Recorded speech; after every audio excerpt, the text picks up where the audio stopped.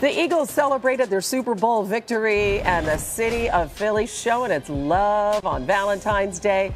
General Manager Howie Roseman, by the way, I don't know if you heard, he got hit in the head by a flying beer can, and then he said, "I bleed for this city." Roseman, of course, is the architect of a team that's gone to 3 Super Bowls and won 2, largely considered the best roster in football this season. But they have a lot more work to do. So here's a look at their offseason.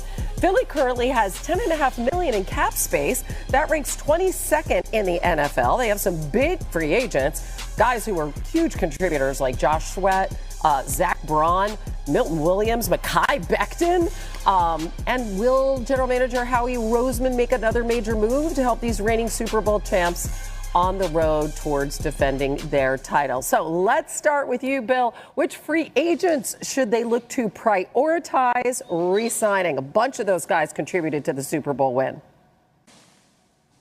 Yeah, you'd love to bring everybody back, but the priority needs to be Zach Bond, who is coming off of one of the best seasons we have seen in recent memory by any linebacker in football. The numbers here are spectacular. He made more than 15% of tackles in Eagles games last year, highest rate of anybody in football, led the NFL in stuffs, tackles for no gain or a loss that created negative expected points for the offense. He was the best coverage linebacker in football per the NFL's Next Gen stats. Then you get to the postseason. Oh gosh, I mean, 3 turnovers forced, 2 fumble recoveries. I mean, this guy was all over the place for the Eagles. Those Vic Fangio defenses, they usually excel when they're strong up the middle, strong at linebacker, strong at safety. Not a place the Eagles have spent typically at linebacker, but this time, Zach Bond, the way he played a year ago, has to be a priority to bring back.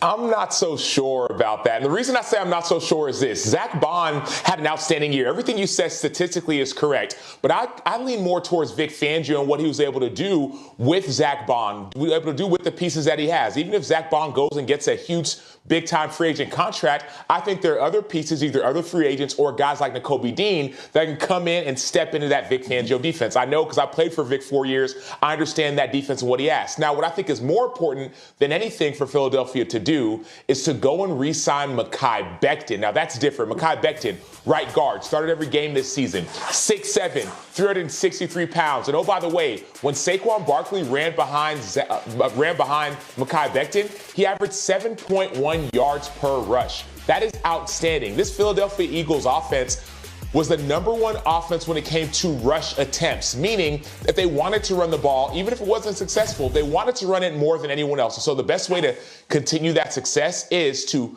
keep the offensive line intact, get Mekhi Becton paid, and then all of a sudden Saquon can have another career year.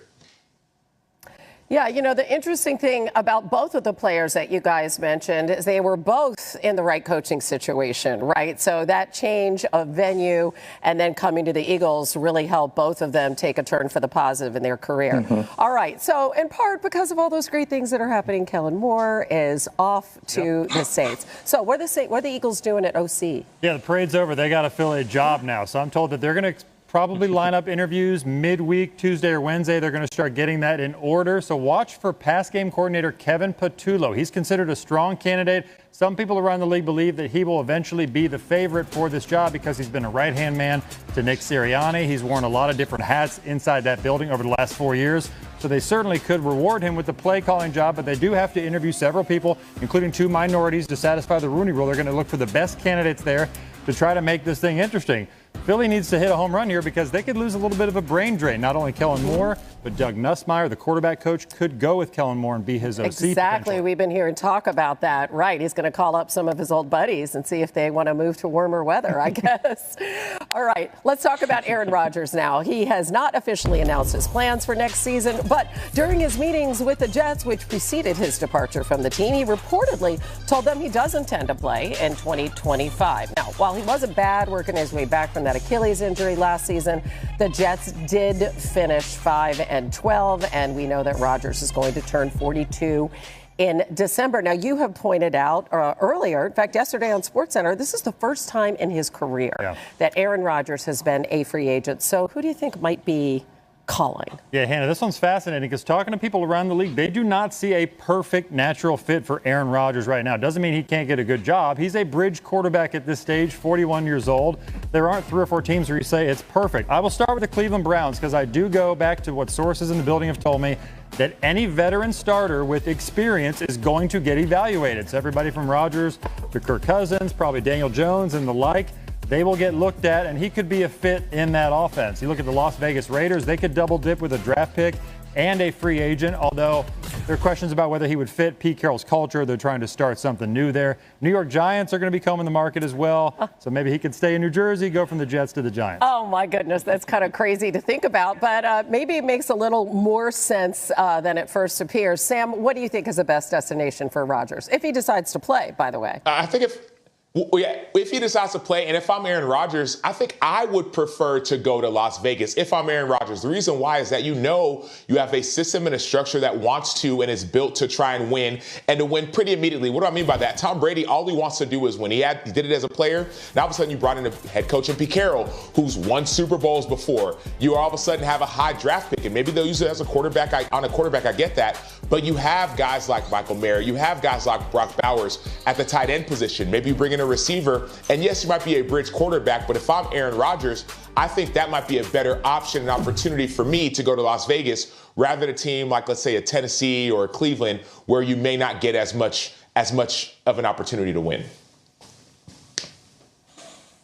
Yeah, I wonder, this sounds a little weird, so hear me out for a second. What about the New York Giants, the team Jeremy mentioned a moment ago? I know obviously not close to winning necessarily, but that defense played very well the first half of last season, especially with a pass rush. And I think the 2 things for Aaron Rodgers you want to see a left tackle, and they have that in Andrew Thomas, a very good player. And you want to see an offensive coordinator, a play caller who has success building offenses around other people in years past. You saw it, Brian Dable got Josh Allen going in Buffalo, took him to the next level. Daniel Jones, almost a victim of Brian Dable's success what he did the first year in New York. Certainly you want to have an offense that plays to Aaron Rodgers' strengths. He's going to protect the football. He's going to make a few plays out of structure, not as much as he's done in years past, but I think an offense with a coordinator who has experience with different kinds of quarterbacks, building that kind of offense, I didn't think it's crazy to think Aaron Rodgers could stay in New York and maybe stick it to the Jets, who decided to let him leave after the season. It wouldn't be that unusual for him to do something like that.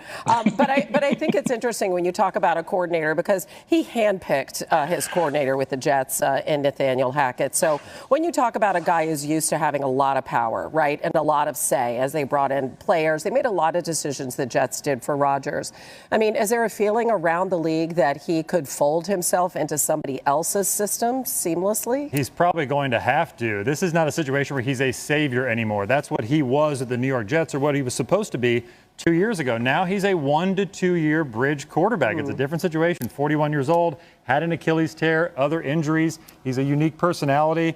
He's going to have to ingratiate himself into a new locker room. It's important to remember, though, he could still keep some normalcy with Devontae Adams if they can find a home together somewhere, because Adams likely to be cut from the Jets as well. He'd like to be on the West Coast. Will a quarterback job somewhere out there open? Probably not right now, but they can both at least try to work together. Little package deal, right? Bringing the show to another town. You could certainly understand it, not wanting to end your career on a 5-win season the way it was.